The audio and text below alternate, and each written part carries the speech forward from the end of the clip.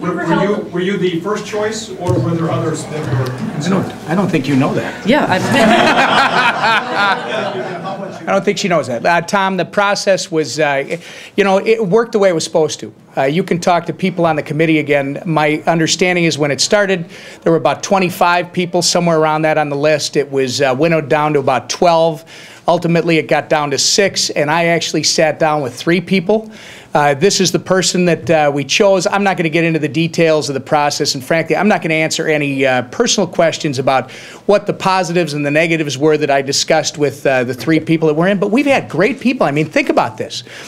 For months, it was supposed to be Laura Broad, right? And she would have been great. And then for the last 2 weeks, it was rumored that it was absolutely certain that it was going to be Mary Kiffmeyer. She would have been fabulous.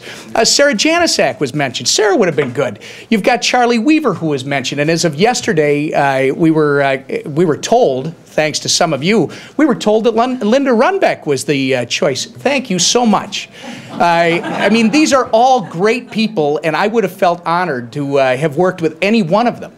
But this is the person that, again, has written the book, and this is the person that I asked, and you know what, like it or not, I waited to finalize it until last night because I found something in my short time here. It's really hard for people to keep a secret around here, so I think it worked. Well, is it true that the MCCL vetted your candidates? Oh, I have no idea. You'd have to talk to the MCCL. And they didn't communicate with you? I've talked to several people, Pat, but again, I'm not going to get into the details about, I made the decision. This is not somebody else vetting. You can talk to them about who they vetted, who they like, who they didn't like.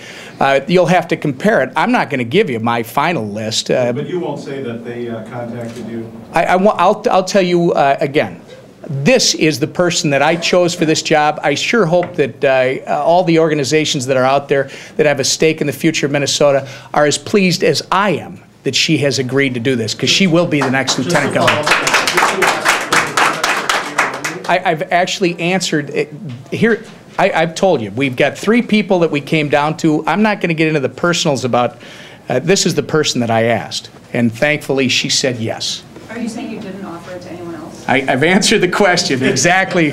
You guys, this is great. I love this. I asked Annette Meeks, and Annette Meeks said, yes, I will do the job. After she looked at me and she said, really?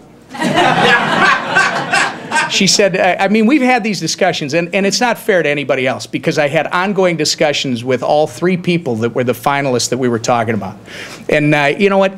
Give me a little credit, I hope, because I think this is the most fun morning. You guys all thought it was somebody else. You were convinced that it was somebody. I shouldn't say all of you. That's not fair. But for me, it was fun because I was told yesterday who the candidate was, and that wasn't the candidate. Well, we were told that you actually picked Linda Runbeck and decided to pull the name because folks at MCCL said they would not support her at all. Well, here's the thing. There's another campaign that's out there that's reported a lot of different things. I mean, you were told. Are you denying that? You were told that it was Mary Kiffmeyer. What I've told you, and I'm going to keep saying it. You can keep asking it, and we can keep doing this for a few minutes. This is the person that I asked, and this is the person who said yes, and I could not be more pleased or honored.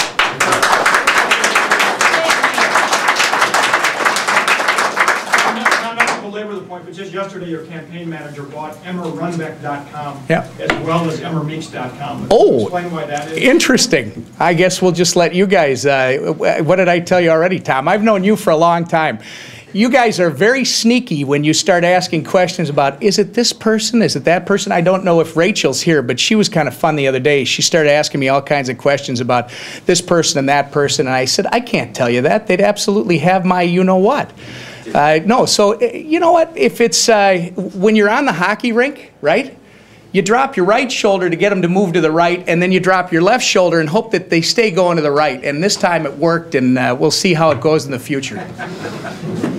Ms. Meeks, we have a little tradition that we've started to ask the running mate to explain what E85 is. Will you please? Now, I could be really cruel and recite you a couple editorials I've written about it and keep you here for a half hour, or I could just tell you, okay, you don't want to hear that. That was the #1 thing that we had on the list. So. You want to know what E85 is? E85 is a blend of 85% ethanol and 15% fossil fuels. The first person that's answered that question right in how long? gotta go? We've got to keep moving. Oh, we got to get on the road. One more question. How is what's the status of the endorsement race with Representative Seifert? How do you see it going into Friday? I think it's going great. I think we have great momentum. The response we're getting from delegates is, I mean, for me, it's incredibly humbling, Eric. It's been a great experience. It's renewed my spirit on a regular basis. I will tell you, it's the hardest thing I think I've ever done, but it's also the greatest thing I've ever done because it's reminded me why I came here in the first place.